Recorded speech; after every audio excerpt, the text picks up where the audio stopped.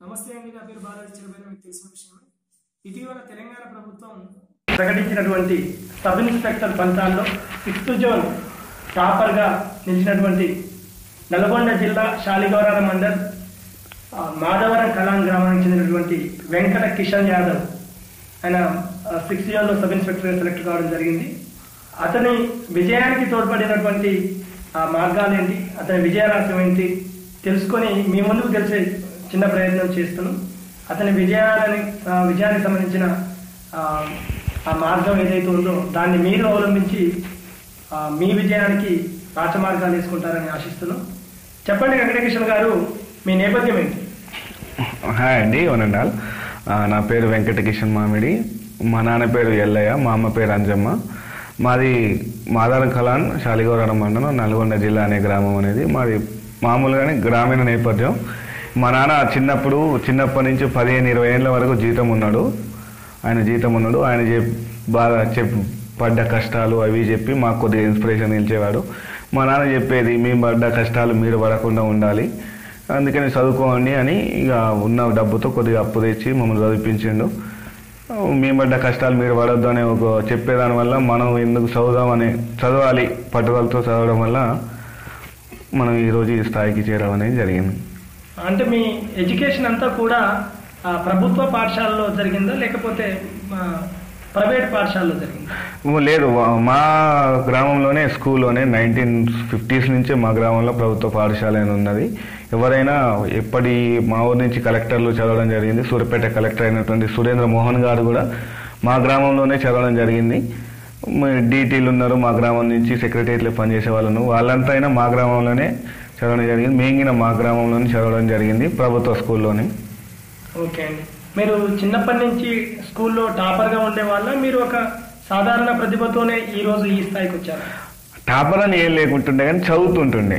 Topper అని ఏం కాదు, 1-2 ర్యాంక్స్ అని ఏం లేవు మన కానీ టాప్ 15-20.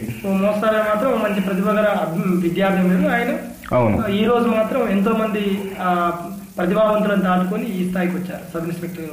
అంటే తెలంగాణలో ఇప్పుడున్న పరిస్థితుల్లో 6th జోన్లో అతి తక్కువ ఓపెన్ పోస్టు నాకు తెలిసి 41 పోస్టు మాత్రమే ఉన్నాయి.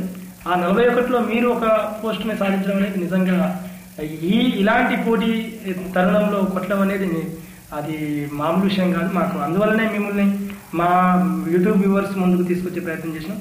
చెప్పండి, మీ ప్రిపరేషన్ విధానం ఎంతకాలం సాగింది, దానికి మీరు ఎంత టైం తీసుకున్నారు? ప్రిపరేషన్ విధానం అని ఏం లేదండి. నేను 2009 10th కంప్లీట్ నాది. 2011 ఇంటర్ కంప్లీట్ అయింది. 2011లో బీటెక్ జాయిన్ అయినాము ఫస్ట్ ఇయర్. సెకండ్ ఇయర్లో అప్పుడు మీకు తెలియని ఏం లేదు, Group 4 నోటిఫికేషన్ వచ్చింది. అప్పటి నుంచి రాయడం జరిగింది. బషీర్ అని ఉంటుండే, అప్పుడు 2011లో కానిస్టేబుల్ ఎగ్జామ్ రాసి ఉంటుండే. దానికి అప్పుడు చదువుకోరా అది అని అంటుంటే మనకు అప్పుడు తెలియదు అంతా, అంటే గౌట్ సైడ్ ఇటు రావాలి అని తెలియదు, చదువుకోరా అంటుండే. అప్పుడు అదే ఆయన చెప్పడం వల్ల 2012లో Group 4 రాయడం జరిగింది. తర్వాత VRO VRA రాయడం జరిగింది. అంటే వస్తుందని కాదు కానీ రాయడా దాని గురించి తెలుస్తుంది అని చెప్పడం జరిగింది. మా నాన్నకి చెప్పేది ఇట్లా చెప్పి అంటే మా నాన్నగిన చదివించడం జరిగింది. అయితే మామూలుగా ఇంత పోటీ తత్వంలో రాష్ట్రంలో చాలా కోచింగ్ ఇన్స్టిట్యూట్లు ఉండడం జరిగింది. చాలా మంది విద్యార్థులకు ఒక అపోహ ఉంది, కోచింగ్ తీసుకుంటేనే ఉద్యోగం సాధిస్తామనే అపోహ ఉంది. మరి మీరేమో కోచింగ్ అవసరం అంటున్నారా లేకపోతే అవసరం లేదంటున్నారా? మీరు కోచింగ్ తీసుకున్నారా ఎక్కడైనా?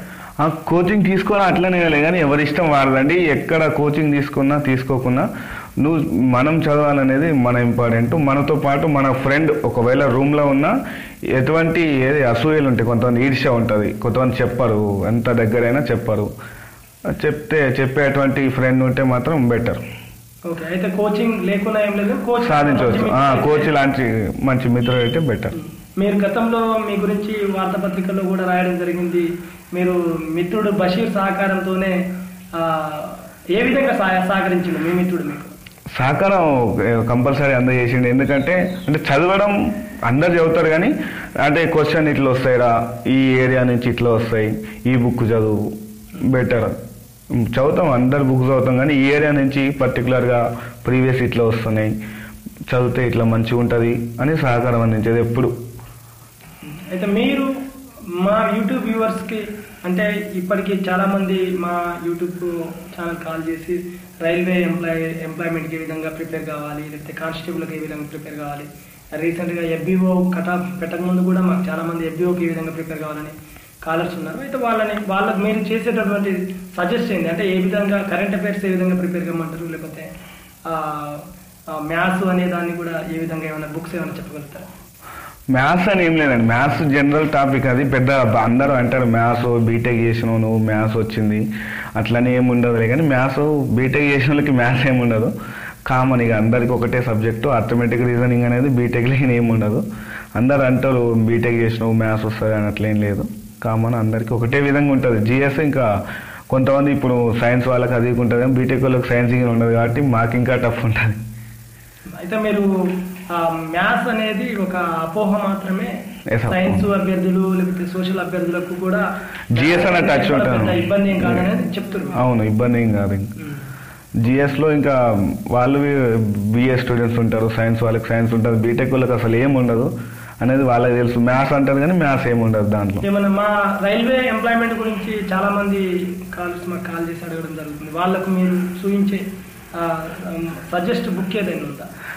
అంటే తక్కువ టైంలో ఎక్కువ వాళ్ళు జిఎస్ నేర్చుకునే ప్రయత్నంగా ఏదైనా మీ తరఫున వాళ్ళకి జిఎస్ అనేది మనకు అంటే నాకు తెలిసినంత వరకు నేను పెద్ద ఏం చదవలేదు కానీ మహాసముద్రంలో అని అంటారు, కానీ చదివిన కాడికి చదివితే బెటర్ అనేది సజెస్ట్. ఒక బుక్లో అయితే మా జిఎస్ అయితే ఉండదు, చదివిన బుక్ చదివితే బెటర్. స్కూల్ బుక్స్ ఉంటే సరిపోతుంది. అయితే మీ విజయానికి కీలకమైన సమయం ఏ సమయంగా మీరు భావిస్తారు? మీరు ఎక్కువ టైం ఈ సబ్ ఇన్స్పెక్టర్ కోసం వేచించిలా లేకపోతే తక్కువ టైంలోనే సాధించగలిగారు? చూడండి, నేనే చెప్తాను 2015 బీటెక్ పాస్ అవుట్ అండి. 6 months కామన్గా అయిపోయినాక ఏం చేయాలో తెలియదు, ఇంటిగానే ఉన్నా. ఫిబ్రవరి అంటే జనవరి నోటిఫికేషన్ వస్తుంది, డిసెంబర్ కానిస్టేబుల్ నోటిఫికేషన్ వచ్చిన కాంచి చదవడం అనేది జరిగింది. వస్తుంది ఎస్ఐ నోటిఫికేషన్ అనే ఉద్దేశంతో జనవరి నుంచి చదవడం జరిగింది. అదే ఇక జనవరి, ఫిబ్రవరి, ఏప్రిల్లో ప్రిలిమ్స్ రాయడం జరిగింది. 2 months స్పెషల్లీ ఫర్ ఈవెంట్స్ కొద్దిగా లాగుంటుండే, ఈవెంట్స్ కోసం ట్రై చేసాం. తర్వాత 3 నెలలు మెయిన్స్ కోసం కష్టపడడం అనేది జరిగింది. అయితే మామూలుగా ఎంత పోటీ ప్రపంచంలో ఉద్యోగం కొట్టడం అనేది ఒక ఎత్తు అయితే, అత్యంత చిన్న వయసులో అంటే మీరు అప్లై చేసిన నాటికి మీకు ఒక 21 సంవత్సరాల నుండి 10 నెలలు మాత్రమే అయినట్టు మాకు సమాచారం. అయితే మీరు ఇంత చిన్న వయసులో ఏ విధంగా సాధ్యమైంది? సాధ్యమైందంటే ఒక 4 years బ్యాక్ అన్న అప్పుడు కానిస్టేబుల్ ప్రిపేర్ అయ్యేటప్పుడు పోతుంటే నాకు అప్పుడు కానిస్టేబుల్ చేయాలని ఏజ్ లేదు, కానీ అదే చదువురా అంటే ఆయన చదువుతుంటే ఇది చదువురా అంటుంటే నేను అదే చదువుదాము అంటే మా గ్రామంలో ఒక 80 మంది టీచర్లు ఉంటుండండి, కొద్దిగా అవేర్నెస్ సార్లు గిన చెప్తుండే చదువు బెటర్. ఇది అండి ఇటీవల తెలంగాణ ప్రభుత్వం ప్రకటించినటువంటి సబ్ ఇన్స్పెక్టర్ ఫలితాల్లో 6th జోన్లో 41 ఓపెన్ ర్యాంకుల్లో ఒకటిగా నిలిచినటువంటి వెంకట కిషన్ విజయరహస్యం. ఇంకా మరింత మంది విజయరహస్యాలను మీ ముందుకు తీసుకొచ్చి మీ విజయానికి రాచమార్గాలుగా మరిచే ప్రయత్నం చేస్తాం. ఇంకా మేము ఆల్రెడీ 2-3 Group 1 ఆఫీసర్స్ని కన్సల్ట్ కావడం జరిగింది. అదేవిధంగా Group 2 2 సార్ల టాపర్ని, ఆ Group 4 టాపర్స్ కూడా మాకు టచ్అప్లో ఉన్నారు. వాళ్ళందరినీ కూడా వాళ్ళ విజయానికి తోడ్పడ్డ పుస్తకాలు ఏంటి, వాళ్ళ విజయ రహస్యాలు ఏంటి, అవన్నీ మీ ముందుకు తీసుకొచ్చే ప్రయత్నం చేస్తాం. మా ఛానల్ మీకు నచ్చినట్టయితే సబ్స్క్రైబ్ చేయండి. మా వీడియోలు మీకు నచ్చకపోతే డిస్లైక్ చేయండి, నచ్చితే లైక్ చేయండి. మీ డిస్లైక్లను కూడా మేము ఒక విమర్శనాత్మక కోణంలో తీసుకొని మంచి వీడియోలు అందించే ప్రయత్నం చేస్తాం. కానీ కంపల్సరీ సబ్స్క్రైబ్ మాత్రం చేయండి.